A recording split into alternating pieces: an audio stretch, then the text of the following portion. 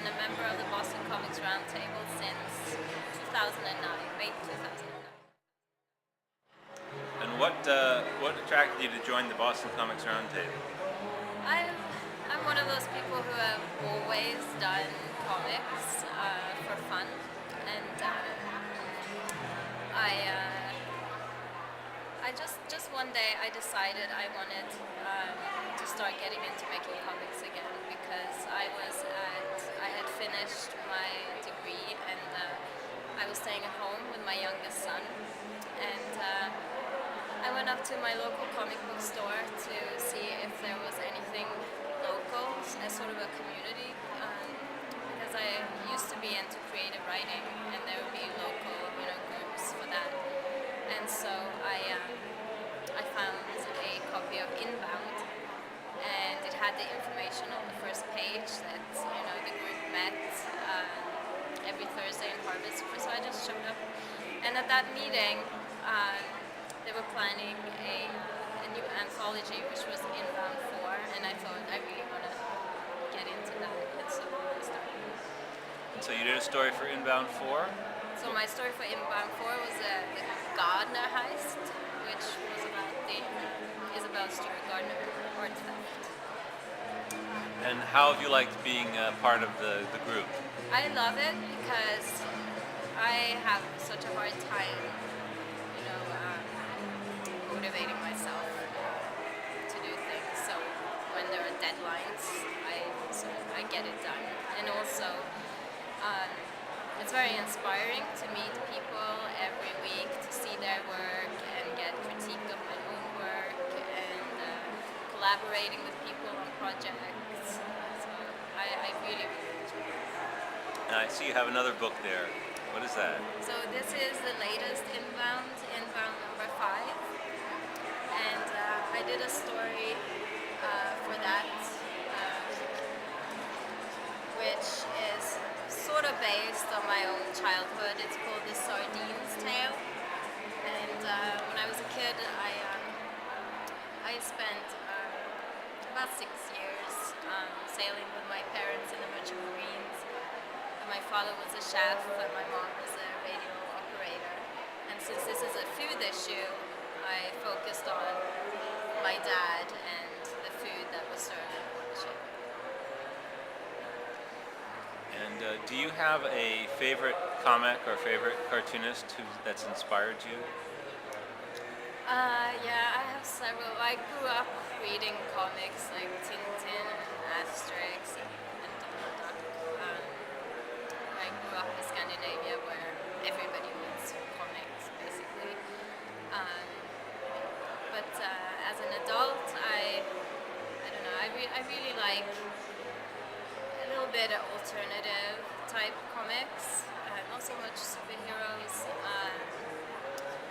For example, Julie Doucette, I'm not sure how to pronounce her last name, from Canada, who did Dirty Plot. And I like Joe Matt. Joe Matt? Yeah. Mm-hmm.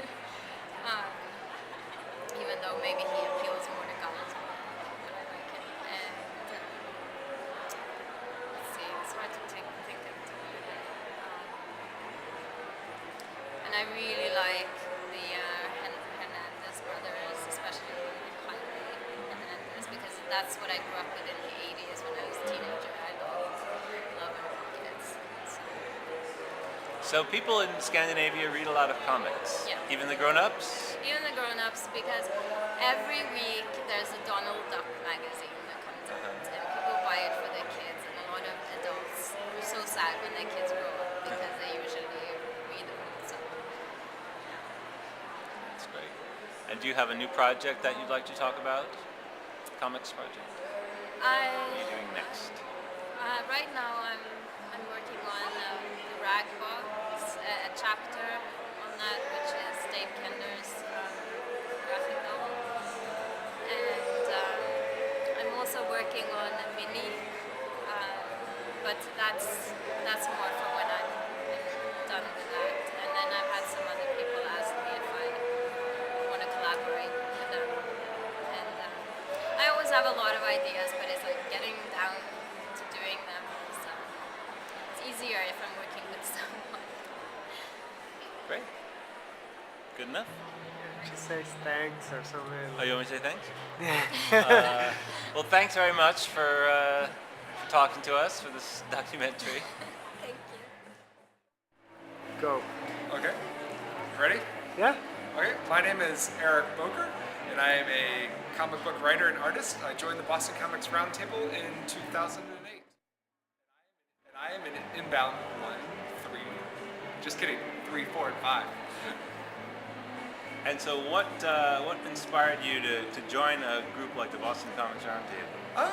Two things inspired me to join the Boston Comics Roundtable. One, I had never really had an outlet to show my comics other than showing, Christmas cards to friends and things like that. I did my own zine for a while, but it really was all very solitary, and I never got any feedback on it or anything like that. And so I was at a comic book store one day, and I saw an issue of Inbound 1. Picked it up and on the back and said, meeting at Harvard Square every Thursday night. So I went and checked it out. And the other thing that caused me to join the Boston Comics Roundtable is my wife started playing music with a musician whose husband was also a comic book artist, Dirk Tiede, and he recommended that I check it out. Like, it was the same week that I picked up Inbound 1. It was sort of serendipitous, actually. So what would you say the meetings are like? Oh, they're horrible. They're just absolutely horrible. It's like nails on chalkboard. No, they're great. I think they're a very supportive environment. So it's a mix between planning for types of events like the Boston Bazaar, which we're at right now, as well as getting supportive feedback on individual projects. And that's really where I've gotten a lot out of it. I mean, I love being involved in the anthologies and the planning for it, and selling the books and promoting the group, but I also just, as someone who's never really gotten a lot of feedback on their art before, now I'm getting it on a weekly basis, which is you great. Want it or not. Yeah, exactly, and and it's not all positive feedback, and I like that because I can sit in my room and think everything I do is golden, and until someone tells me otherwise, I just don't know any better. So it's really good to get the feedback from folks, and people are very helpful about it. You want to talk about the stories that you've done in these books? Sure. In Inbound 3, I did a nice little zombie love story called Just an Old-Fashioned Zombie Love Song. In Inbound 4, I did a fantastic walking tour story of the history of Boston punk rock. Here's that in Inbound 4.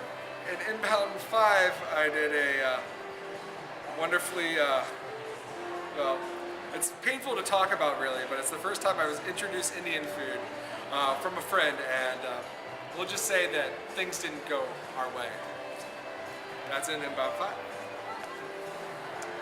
And have you been, through the Boston Comics Roundtable, have you been introduced to any new comics that you hadn't read before that you're glad to have almost everything that I've seen on the independent circuit has been new to me. I mean, I liked a lot of bigger name independent artists, like people that were on slave labor graphics, like Evan Dorkins is a personal hero of mine.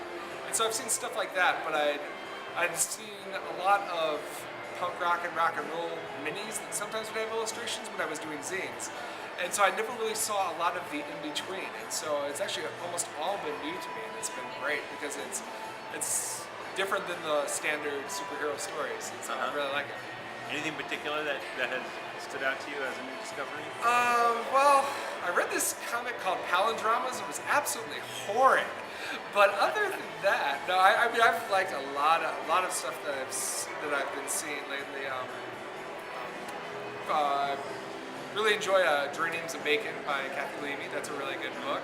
I've loved all the VCR publications, and you don't really need any other comics. Yeah, exactly. I mean, these are all inclusive. These include all the comics you'll ever need. And what about your future projects? Do you have any big plans or little plans? Well, I'm still doing my webcomic, which is Commute of the Living Dead, about zombies and humans living together.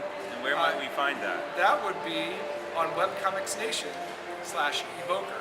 Just look up Book Comics Nation and type in zombies and it'll show up. And then I just finished my first mini comic, which is called How to Grow a Giant Monster, which is on the BCR table here at the Boston Bazaar.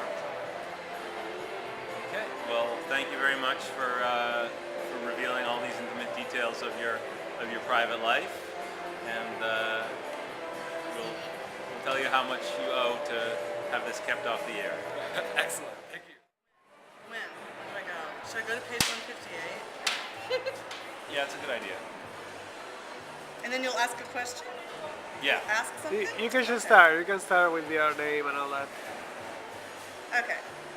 And if you have an interesting an interesting story of how you got there's it, something you want to talk that's- about. yeah. I was really scared to join this. Can I talk about that? Yeah. Right? Okay, my name is Martha Moyer, and I heard about the Boston Comic Roundtable on the radio about a year ago now. And I had doodled a lot. I had about 150 pages of comic doodles.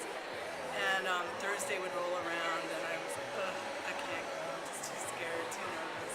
Following week, the weather was bad. I can't go. I think 3 Thursdays in a row went by, and I just was like, I'm just too nervous. They'll hate me. They'll hate my work. I think the 3rd Thursday I was like licking the potato chips, licking the salt off of them, and just getting really, really scared.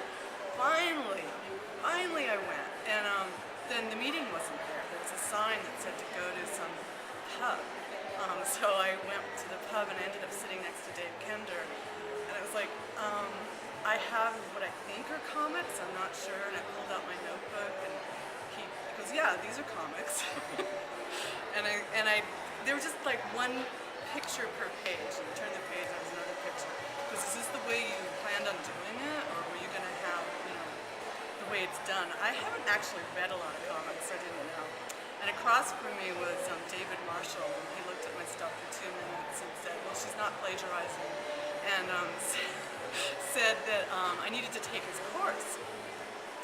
So I crumpled that little note and put it in my backpack, but I was just trying to make money. And I went home and, Dave Kender gave me a lot of feedback and made me feel less scared and felt like I could go back to this meeting.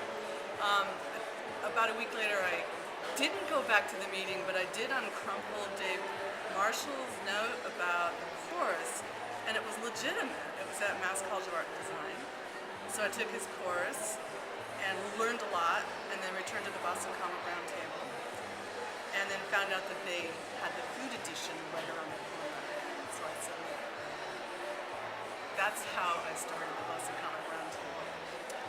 Now, what story did you do in Inbound 5, the food issue? I did meal planning on page 158, and it's about an elderly couple that's extremely emotionally attached to food, loosely based on my father and stepmother, this one right here, and Claire's loosely based on me because I am a bit of a couch potato.